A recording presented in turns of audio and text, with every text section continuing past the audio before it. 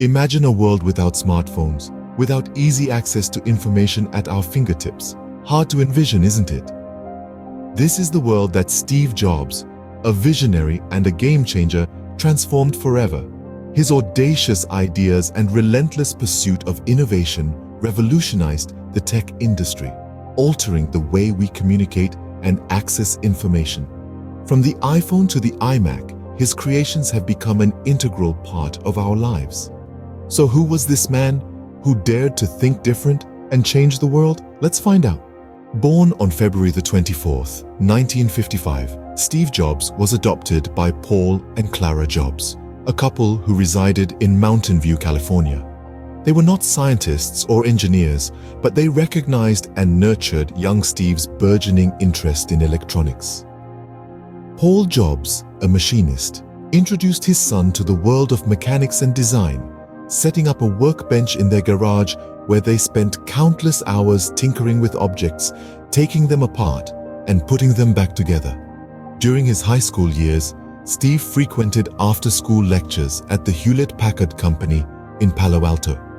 It was here that he met Steve Wozniak, a person who shared his passion for electronics and would later become his partner in founding Apple. Their bond was immediate and profound, a combination of a mutual fascination with technology and a shared sense of being outsiders.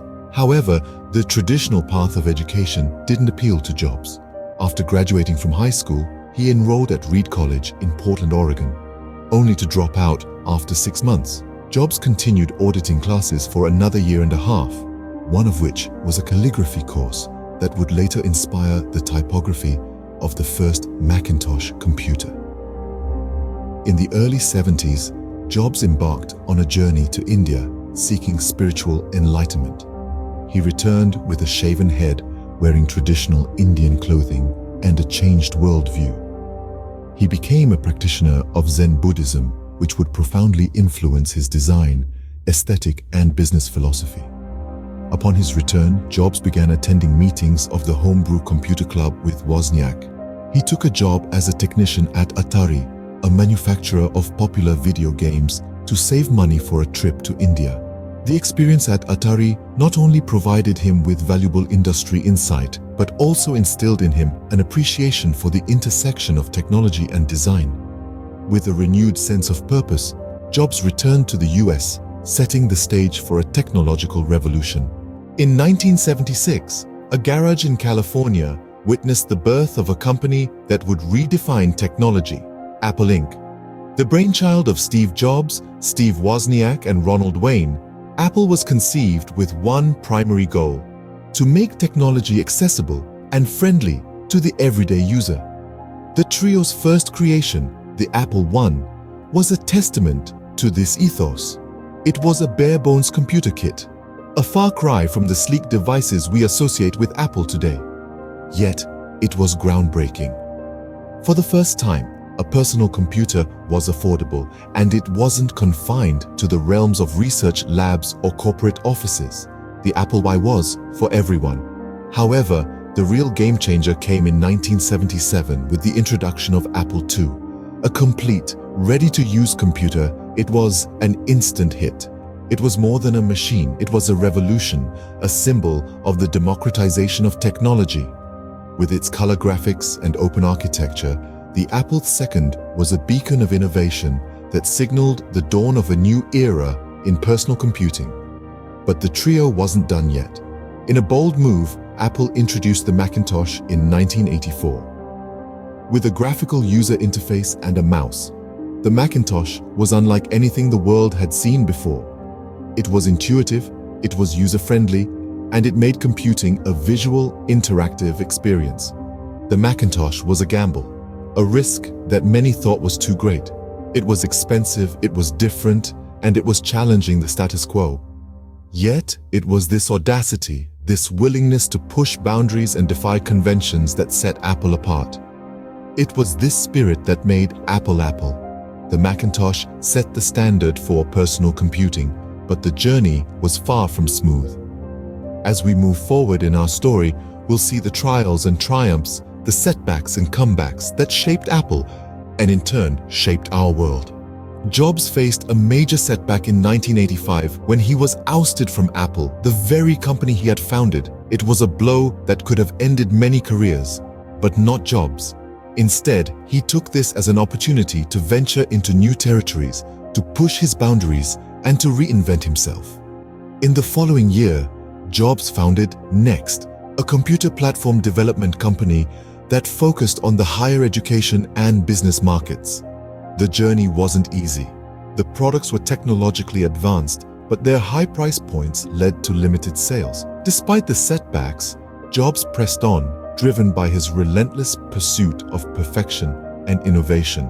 Around the same time, Jobs also saw potential in a small division of Lucasfilm Limited, which he purchased and renamed Pixar. This venture turned out to be a game changer. Pixar revolutionized the animation industry, creating the world's first entirely computer-animated feature film, Toy Story. The success of Pixar was a testament to Jobs' belief in the power of blending technology and creativity. In the midst of these ventures, a twist of fate brought Jobs back to Apple. The company he had once founded was now struggling, and in 1997, Apple bought Next, marking Jobs' return to the company.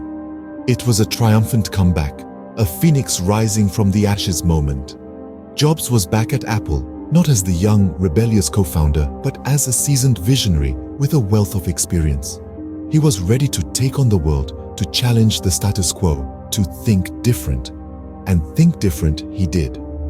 In the years that followed, Jobs led Apple through one of the most remarkable turnarounds in corporate history.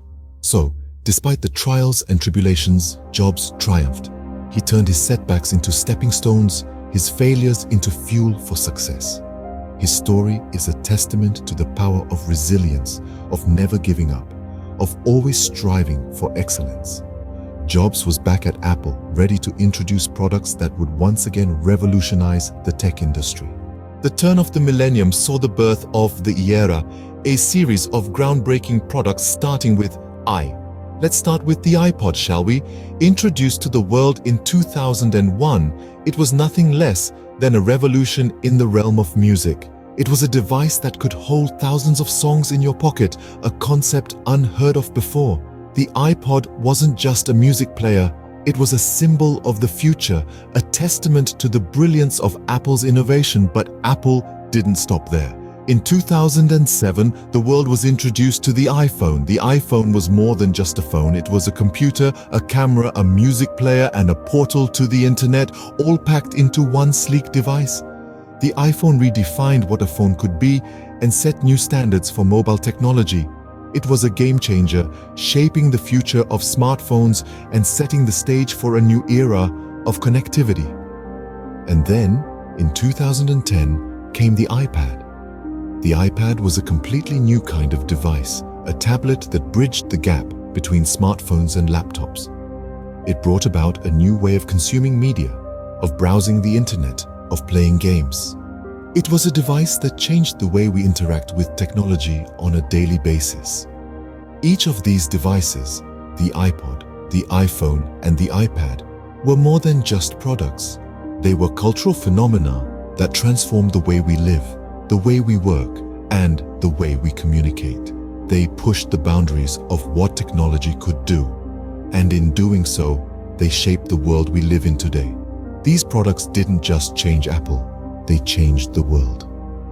They marked the beginning of the iEra, an era defined by innovation, by creativity, and by the relentless pursuit of excellence. They are a testament to the vision of Steve Jobs, a vision that continues to inspire and shape the world of technology. On October 5th, 2011, Steve Jobs passed away, leaving behind a legacy that continues to shape our lives. In the latter part of his life, Jobs waged a valiant fight against an uncommon form of pancreatic cancer. Despite his declining health, he remained at the helm of Apple, guiding it with unmatchable vision and innovation. His passing did more than mark the end of an era. It brought into sharp focus the astounding impact he had on the world of technology, and indeed, on our daily lives. His influence reaches out from the realm of tech, touching aspects of design, business, entertainment, and even education.